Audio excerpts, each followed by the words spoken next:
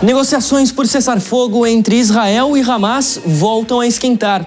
Estados Unidos, Egito e Catar avançam na mediação e lista com nomes de reféns que podem ser envolvidos em acordo é divulgada. No Canadá, depois de meses de pressão, o primeiro-ministro Justin Trudeau anunciou a renúncia para o mês de março. Líder do Partido Liberal deve deixar o poder após 9 anos, em derrota marcante para o progressismo. Nos Estados Unidos, Donald Trump não descarta o uso da força para tomar controle da Groenlândia e do Canal do Panamá. O presidente eleito norte-americano também provoca Canadá e México. Você vai ver também, declarações de Elon Musk causam insatisfação em líderes europeus, que acusam o empresário de interferência. Meu nome é Fabrício Nights, que pela próxima meia hora nós vamos navegar juntos pelos principais assuntos do mundo. O JP Internacional está no ar.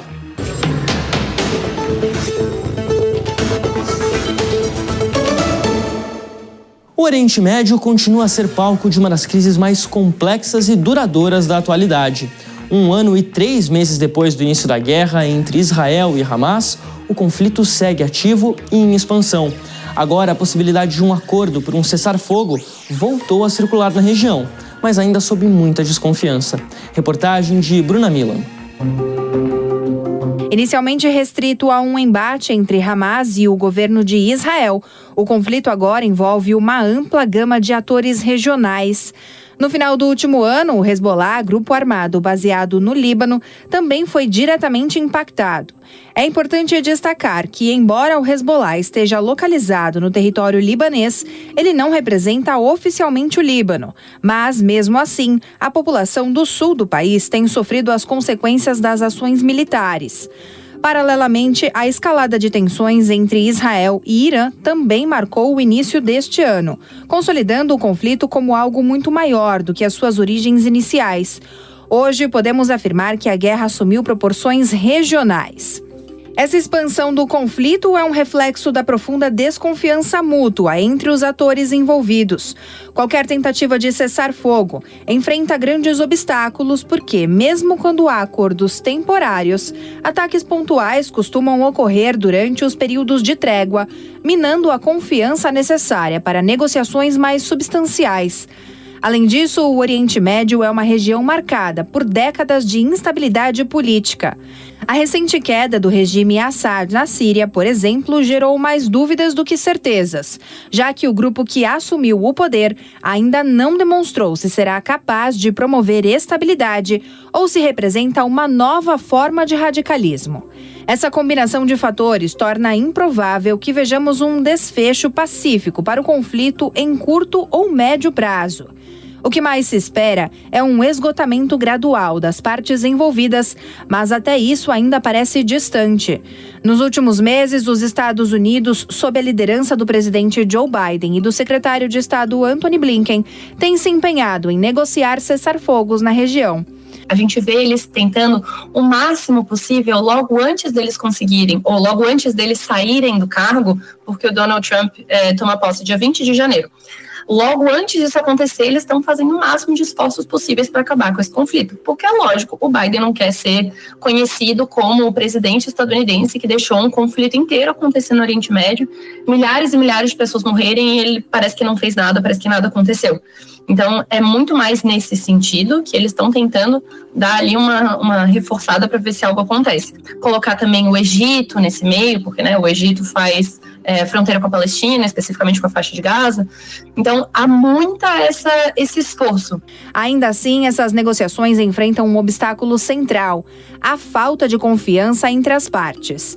Mesmo com os acordos de cessar-fogo temporários, é comum que grupos utilizem essas pausas para se rearmarem ou planejarem novos ataques, o que cria um ciclo interminável de violência. Nesse cenário, a eficiência de qualquer cessar-fogo duradouro é altamente questionável.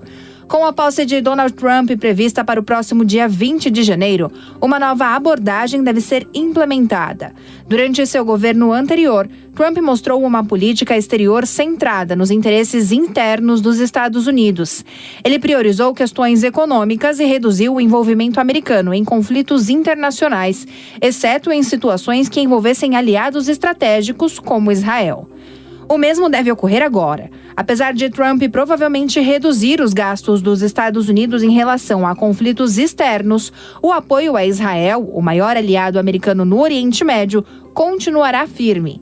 E isso significa que os Estados Unidos devem manter investimentos na segurança israelense, mas podem adotar uma postura mais contida em relação a outros aspectos da região.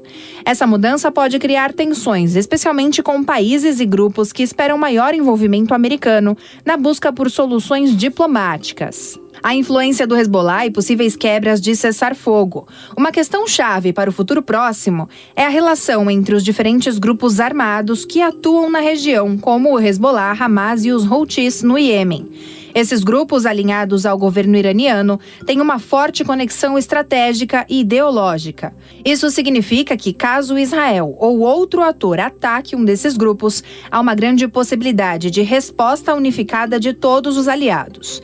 Essa dinâmica de ataques e contra-ataques cria uma espiral de violência que torna quase impossível a manutenção de cessar-fogos, mesmo quando há esforços diplomáticos para isso. Essa sucessão de ações militares é justamente o que mina qualquer esperança de estabilidade a curto prazo. Além disso, a presença de tantos interesses sobrepostos, religiosos, territoriais e políticos, dificulta ainda mais a resolução do conflito. O Oriente Médio continuará sendo uma região marcada pela instabilidade, pela fragmentação política e por ciclos de violência. Embora os esforços internacionais para promover a paz sejam constantes, a falta de confiança e a dinâmica geopolítica complexa tornam qualquer solução definitiva um desafio monumental. O mais provável é que a região permaneça em um estado de tensão contínua, com pequenos períodos de pausa seguidos por novos confrontos. Enquanto isso, a população local segue sofrendo as consequências, tanto econômicas quanto humanitárias, de um conflito que parece não ter fim.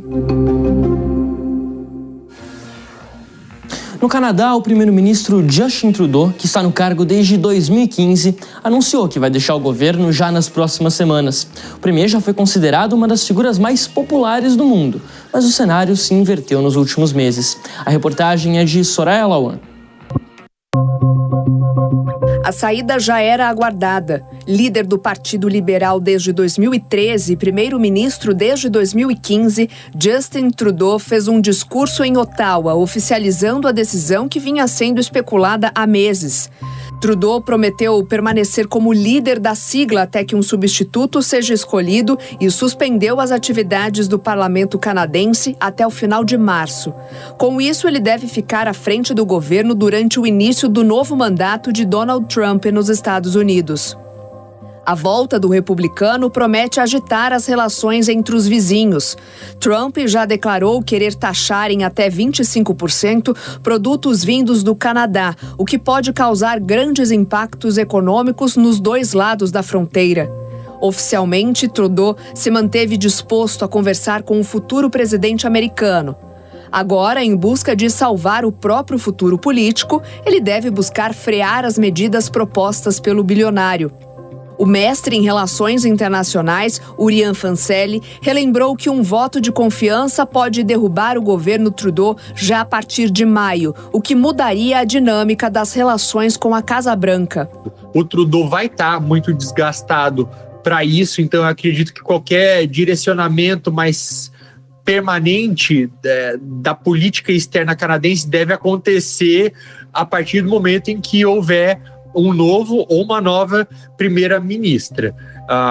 Acho que uma figura conservadora mais alinhada ao trumpismo como o Pierre Poilievre poderia ter um pouco mais de vantagem nessa negociação ali, prometendo em troca algumas medidas que seriam de agrado do Donald Trump, como, por exemplo, tendo uma postura um pouco mais forte em relação à imigração. O alerta envolvendo os Estados Unidos já havia sido emitido pela ex-ministra das Finanças, Chrystia Freeland. Considerada um dos nomes mais fortes do governo Trudeau, ela renunciou ao cargo após discordâncias com o premier. O estopim da relação foi um pedido de Trudeau para ampliar os gastos públicos. Na carta de demissão apresentada em dezembro, Freeland disse que o primeiro-ministro buscava fazer engenhocas políticas ao invés de focar no melhor para o país. A saída da ministra parece ter sido a gota d'água para o governo. Com a popularidade de Trudeau em queda livre, o Partido Liberal tem o futuro ameaçado. Nas eleições regionais em 2024, a sigla perdeu assentos em alguns dos principais currais eleitorais. Já as pesquisas para as eleições gerais deste ano indicam uma vitória fácil dos conservadores, liderados por Pierre Poilievre, que podem voltar ao poder pela primeira vez em 10 anos. Mas a derrocada de Trudeau, que já foi visto como um dos principais nomes do progressismo a nível mundial, vem se estendendo há alguns anos. Desde 2019, o Partido Liberal não possui maioria absoluta no parlamento e depende de uma coalizão para seguir governando. Com a passagem da pandemia de Covid-19, o primeiro-ministro não tem conseguido encontrar respostas para os problemas econômicos no país.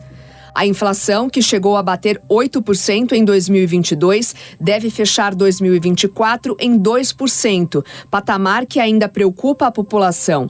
Já o custo de vida teve uma alta considerada significativa. Trudeau também deixou os eleitores frustrados com as promessas feitas nas últimas campanhas. Na imigração, o país que antes apresentava uma política de portas abertas para estrangeiros reduziu o total de entradas, principalmente para auxiliar nas metas econômicas. Deve reduzir em 21% o número de entradas permitidas para 2025. Com a mudança, o Canadá deve passar de 500 mil novos vistos de residência para 395 mil só neste ano. A alteração faz parte da pressão política sofrida pelo governo. Segundo pesquisas, pela primeira vez na história, a maioria dos canadenses acreditam que o país tem estrangeiros demais. A autocrítica se fez necessária. No discurso da renúncia, Trudeau admitiu ter poucas chances de ser reeleito neste ano. Esse país merece uma chance de verdade na próxima eleição.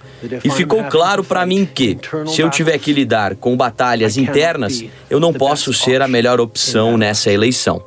A fala levantou questionamentos sobre um possível esgotamento do modelo proposto pelo premier nos últimos 9 anos. Avaliando individualmente o Canadá, não daria para afirmar que isso foi uma derrota do progressismo no mundo, mas quando a gente olha para o cenário que está se pintando em outros lugares, eu coloco principalmente Europa, tanto leste quanto os países do oeste europeu, movimentos autoritários, tanto na extrema-direita quanto na extrema-esquerda, têm cada vez mais subido ao poder, se projetado. Então a gente pode falar agora das eleições que aconteceram na França, que houve uma ascensão da extrema-direita na forma do Rassemblement National, da extrema-esquerda também pela figura do La France Insoumise. A mesma coisa acontece agora na Alemanha, nas eleições de 23 de fevereiro, com a Alternative für Deutschland em segundo lugar nas pesquisas, e a aliança Sarah Wagenknecht já também ali, apesar de não ter uma maioria, vai conseguir pela primeira vez entrar no Congresso alemão, porque vai atingir aquele mínimo de 5%. Então isso começa a ser interpretado mundo afora como uma derrota de políticos do liberalismo na política. Então surgem essas figuras iliberais, como é o caso do Orbán, que está na Hungria, que está alinhado ao Trump, e agora esse mesmo movimento em ascensão no Canadá. Então sim, olhando para o panorama global, o progressismo ele tem sido derrotado. Justin Trudeau prometeu que o processo de escolha do novo líder do Partido Liberal deve ser robusto e competitivo. E a esperança é de que o novo dirigente possa recuperar um legado ameaçado entre os progressistas.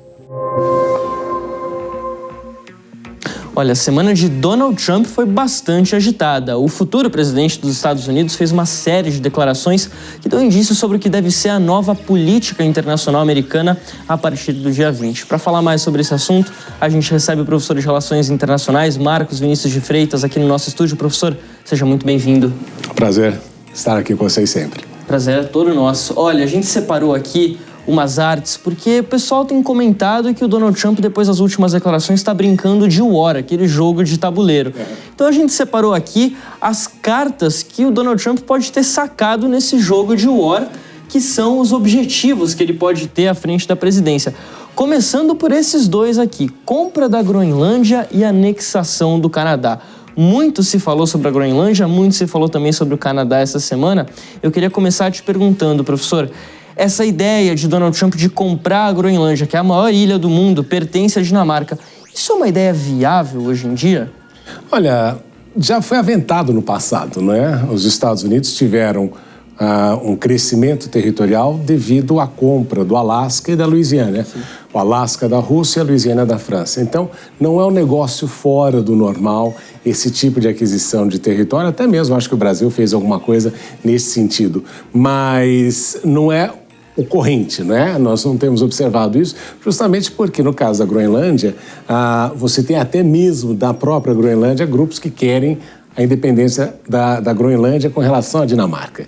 Então, é uma situação complexa. Os Estados Unidos têm uma base militar ali, como a gente sabe, e seria interessante, né, se o Trump vai efetivamente comprar ou se a Dinamarca receberia o dinheiro em razão disso. Mas acho difícil de acontecer.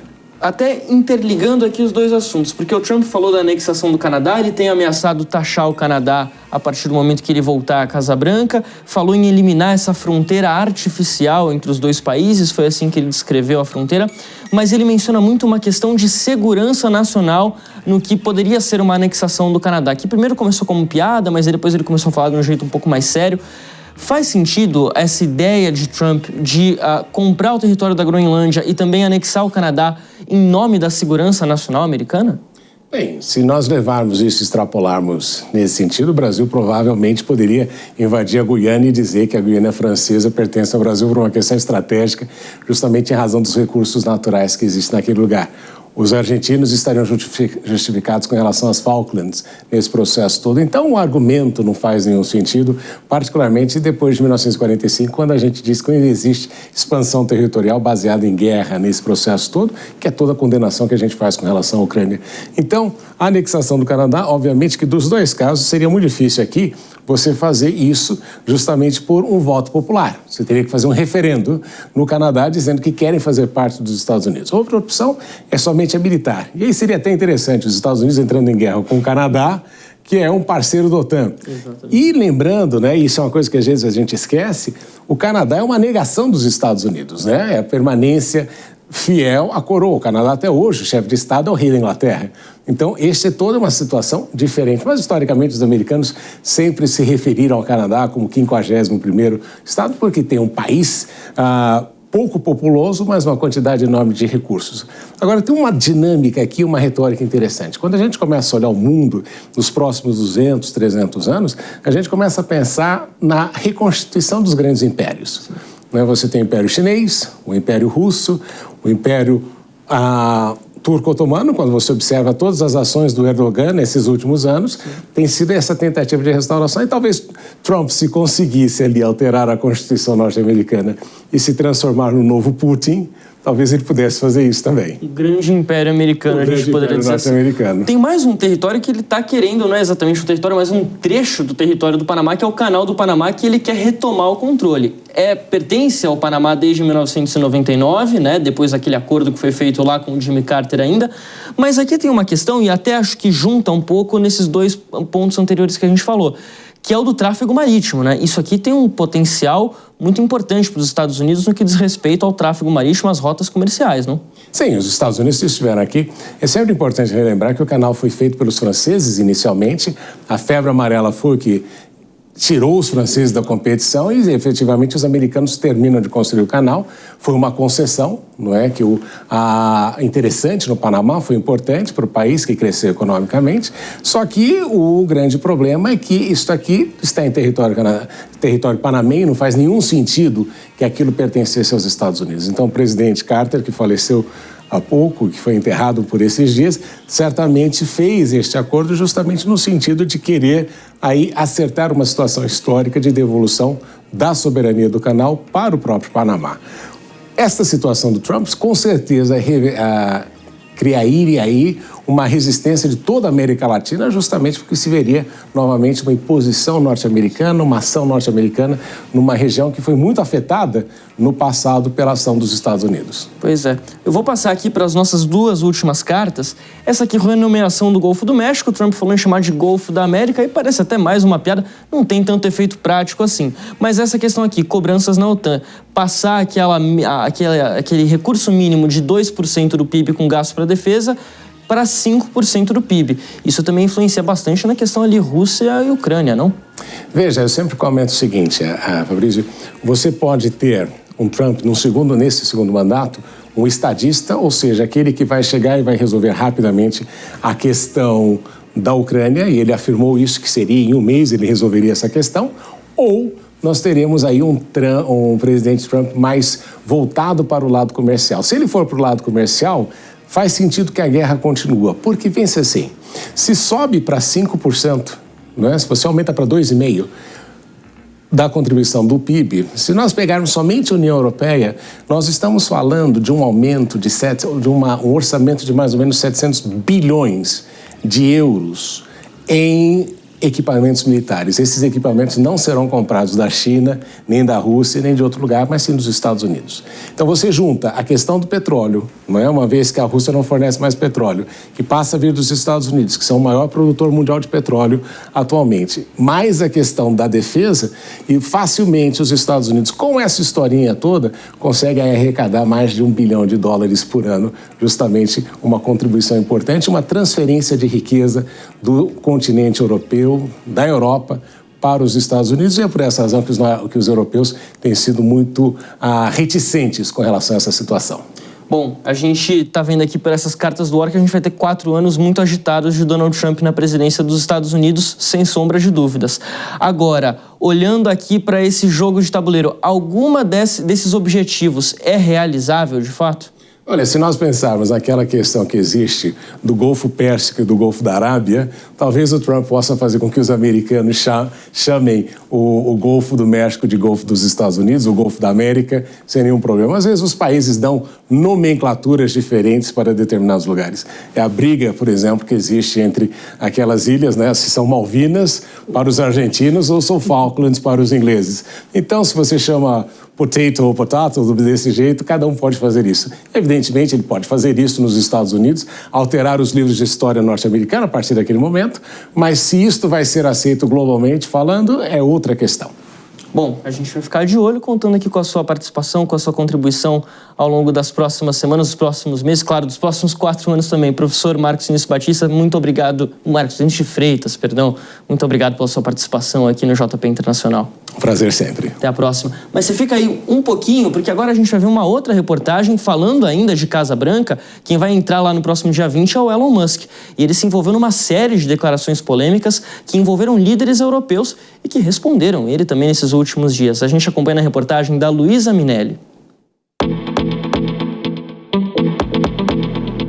Pelas redes sociais, Elon Musk não poupou palavras. O bilionário sul-africano retirou publicamente o apoio ao líder da extrema-direita do Reino Unido, Nigel Farage, em um post no X. Segundo Musk, o dirigente do Reform UK não tem o que é preciso para estar no cargo, e o partido precisa de um novo líder. A publicação foi vista como uma espécie de fogo amigo. Um dos principais responsáveis pela campanha do Brexit, Farage é aliado ideológico de Musk e do presidente eleito dos Estados Unidos, Donald Trump. A fala causou estranhamento na Inglaterra. Um dia antes, Farage havia elogiado publicamente a dupla que ocupará a Casa Branca a partir do dia 20. Um dos principais pontos de discordância entre o britânico e o sul-africano envolve o ativista de ultradireita Tommy Robinson. O militante, ligado às pautas anti-imigração e anti-islamismo, está preso por desacato à corte e recebe o apoio de Musk. Se distanciando de Robinson, Nigel Farage declarou que não abriria a mão dos seus princípios e não aceitaria o ativista no seu partido. A sigla teve o melhor desempenho da história nas eleições de 2024, com 14% do total dos votos, no terceiro lugar geral, e conquistando 5 assentos no parlamento. Mas, no Reino Unido, as mensagens de Elon Musk também tiveram um outro alvo: o primeiro-ministro trabalhista, Keir Starmer. Musk criticou o premier pelos trabalhos como procurador do país durante as investigações sobre uma gangue ligada a casos de tráfico e abuso sexual na última década. O empresário ainda afirmou que Starmer é cúmplice do estupro do país e que novas eleições deveriam ser organizadas. As acusações não passaram batidas por Downing Street. Keir Starmer disse que quem divulga mentiras e desinformação não está interessado nas vítimas, mas em si mesmo, além de defender o histórico na Procuradoria. Nas últimas semanas, as polêmicas com Elon Musk também atingiram a Alemanha. Aliado do partido de ultradireita AfD, a Alternativa para a Alemanha, Musk chegou a escrever que só a sigla pode salvar o país europeu. O bilionário também chamou o chanceler Olaf Scholz de imbecil e incompetente, após o ataque a um mercado de Natal em Magdeburg, que deixou 6 mortos. Em resposta, Scholz condenou as chamadas declarações erráticas de Musk e afirmou que a democracia alemã é forte e estável. Com as declarações do sul-africano cada vez mais constantes e polêmicas, representantes de países da União Europeia começaram a se movimentar para blindar a região de possíveis interferências externas. Durante uma conversa com embaixadores, o presidente francês Emmanuel Macron diz que o dono do X apoia uma nova rede internacional reacionária e busca intervir nas eleições locais. Na Comissão Europeia, o ministro das Relações Exteriores da França pediu maior firmeza do bloco para a proteção do espaço público. O chanceler Jean-Noël Barrot chegou a ser questionado sobre uma possível proibição do X na Europa, assim como é que aconteceu no Brasil, e afirmou que a medida está prevista em lei. Já o primeiro-ministro da Noruega, Jonas Gahr Støre, disse durante uma entrevista à rádio estar preocupado que um homem com acesso amplo às redes sociais e recursos econômicos se envolva tão diretamente em assuntos internos de outros países. O primeiro-ministro espanhol, Pedro Sánchez, foi mais além. Ele acusou Musk de incitar o ódio com ataques às instituições e alertou para um possível retorno do fascismo, em meio a um discurso que marcava os 50 anos da morte do ditador Francisco Franco. Na avaliação da professora de Relações Internacionais da SPM, Denilde Roos-Hacker, as manifestações de Elon Musk possuem um objetivo político e também comercial. Eu acho que o Elon Musk sinaliza 2 interesses. Um, que ele já vinha num processo de questionamento sobre o papel de alguns dos governos europeus com relação à regulação das plataformas de todas as plataformas digitais. Então, a Europa é uma das regiões que mais tem avançado em regulação, em restrições às questões de plataforma. E ele não é o único empresário das Big Techs que tem se posicionado contra, mas ele tem sido muito vocal nessa discussão.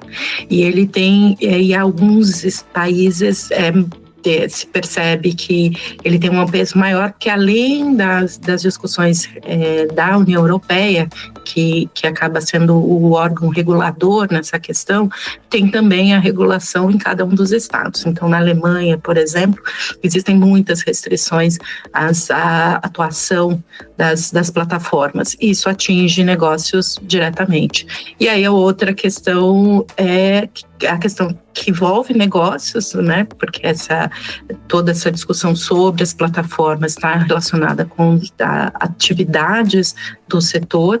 Então, quanto mais restrição, mais limitação para as grandes plataformas. Mas, e por outro lado, também a questão política e geopolítica. Ele tem apoiado os grupos mais à direita.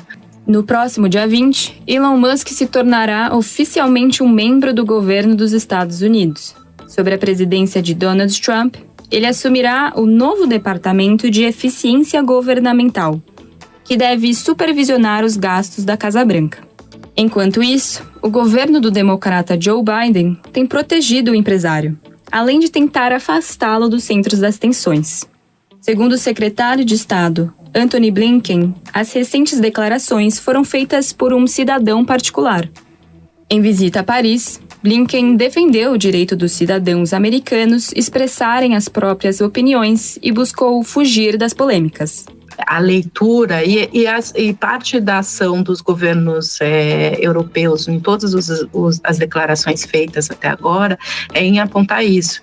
Também é alguém que está falando já em nome de um governo eleito e mostra aí uma forma do que o governo americano na próxima gestão Trump vai ser com os seus aliados. Só que ele está falando de países que são aliados americanos, historicamente aliados, que têm uma série de interesses em manter a aliança com os Estados Unidos frente a todas as pressões internacionais e das disputas que vão acontecer, mas o próprio Trump também vem sinalizando que vai mudar esse tipo dessa relação.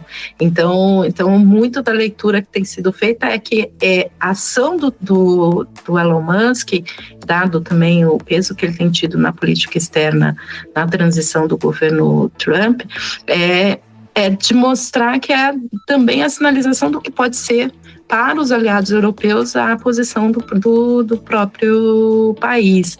Então, de certa forma, ele não consegue tirar a posição de homem público da posição de empresário e de cidadão comum. Dentro ou fora da Casa Branca, Elon Musk sabe como poucos. No tabuleiro geopolítico, palavras em gotas d'água podem causar grandes tempestades. O JP Internacional dessa semana vai ficando por aqui, mas a gente segue de olho em tudo que acontece ao redor do mundo. Nosso próximo encontro é no sábado que vem e, claro, ao longo de toda a programação da Jovem Pan News. Muito obrigado pela sua companhia e até a próxima.